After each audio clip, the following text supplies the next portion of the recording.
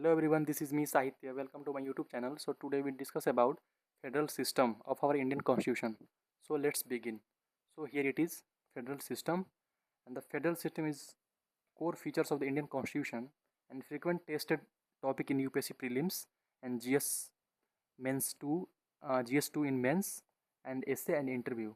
So it explains how power are divided between union government and the state government while maintaining the unity of nation. So we'll move to the constitutional position.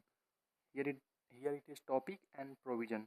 So federal system comes part 11, article 245 to 263, and second one, distribution of legislative powers in 7th schedule and administrative relations, article 253, 256 to 263, and financial relation, so article 268 to 293. And we'll move to the what is federalism. So federalism is the system of government in which powers are constitutionally divided between two levels of government. First is union, which is called central government, and second one is state government.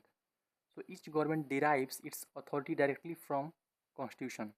And definition, federation, federalism is a constitutional arrangement where powers are divided between the union and the states, and the both function independently within their respective spheres.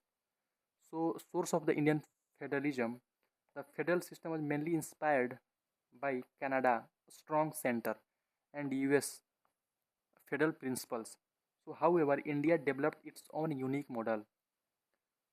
So, is India a federal or unitary state? So, Article 1 talks about India, that is Bharat, shall be a union of states. So the constitution deliberately used the word union instead of federation. So why union? So according to the B.R. Ambedkar, the Indian Federation is not result of agreement among the states. States do not have right to secede. The union is indestructible, although state boundaries may change. So we'll move to the features. So features of a federal constitution.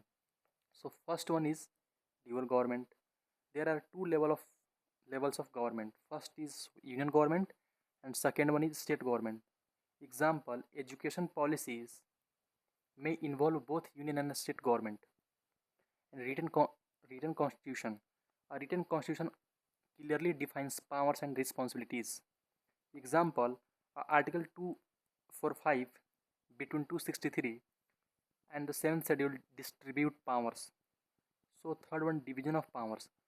The constitution divides legislative powers through the 7th schedule. So there are three lists. First is union list, subject national importance, and examples defense, foreign affairs, and currency. And second one is state list.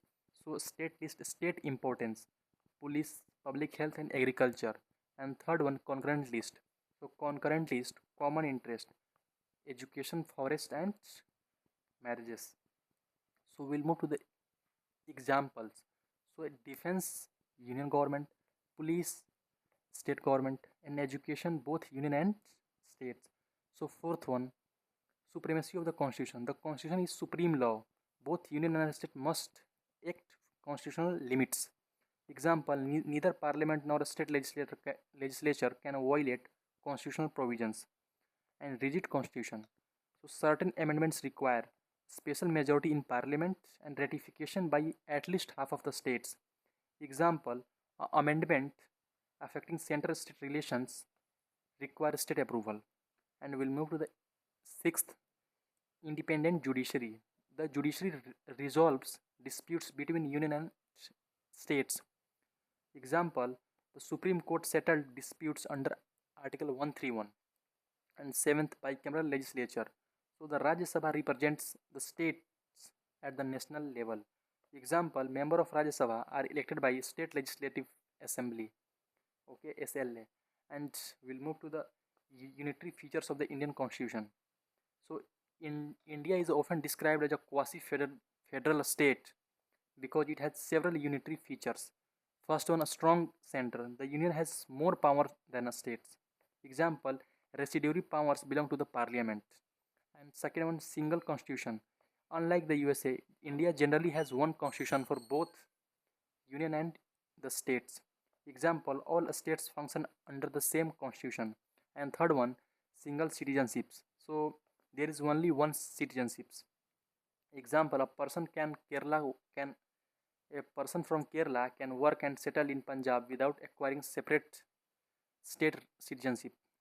And fourth one, integrated judiciary. So India has one united judicial system. Example, the Supreme Court is the highest court for both union and a state government, state matters.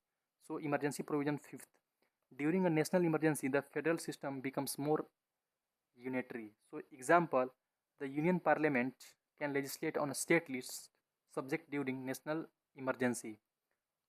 Sixth one, appointment of governors. So governors are appointed by the president. Example, a governor acts as the constitutional head of state. And seventh, parliament can alter state boundaries. So under article 3 that we discussed, parliament can create new states, change boundaries and rename states.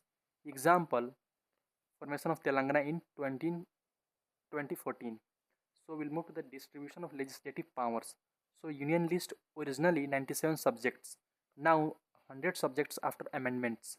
And example, defense, atomic energy, currency, foreign affairs, citizenships and railways. And we'll move to the state list. So originally 66 subjects, now 61 subjects. Example, police, public order and agriculture, local government and public health. So we'll move to the concurrent list. So originally concurrent list had 47 subjects, but now 52 included. Example, education, forest, marriage, criminal law and population control.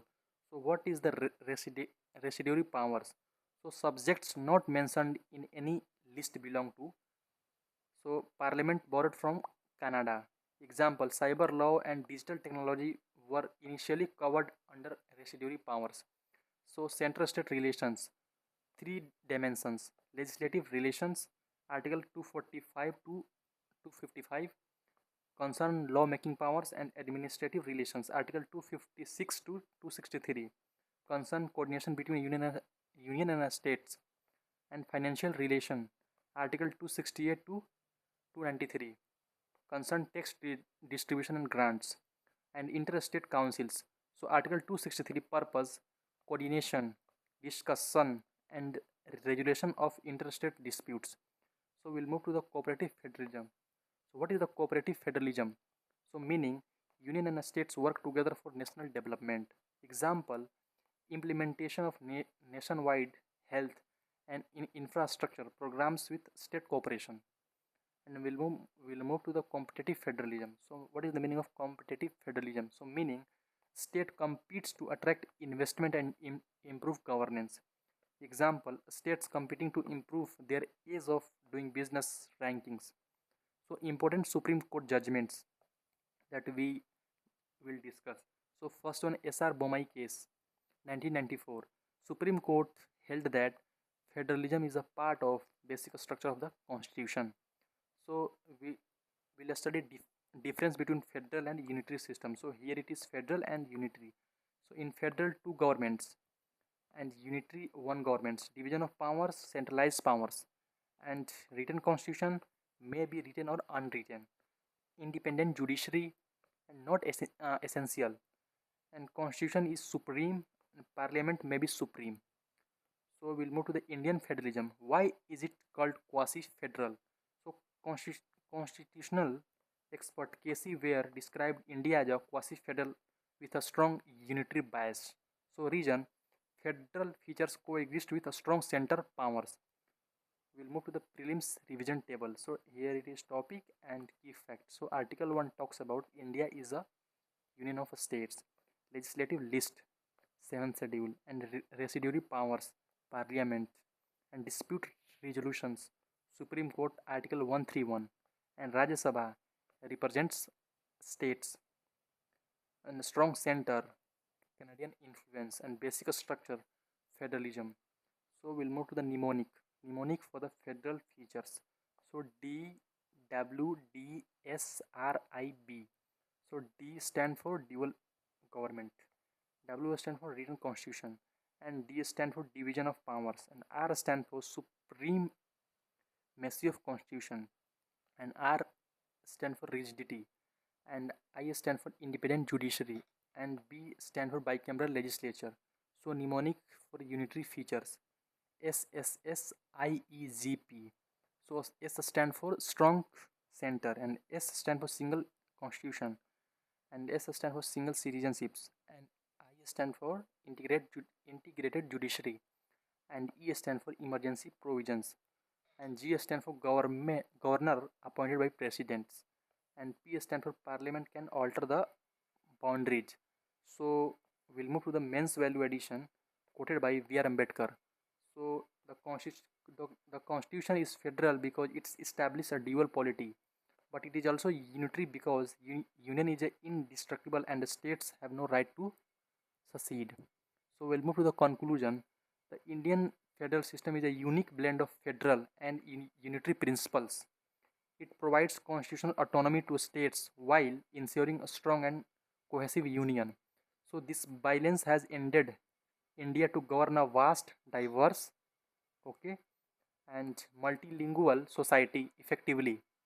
So constitution, the constitution design supported by judicial interpretation and cooperative federalism ensures that unity and diversity coexist harmoniously, and making federalism one of the cornerstones of India's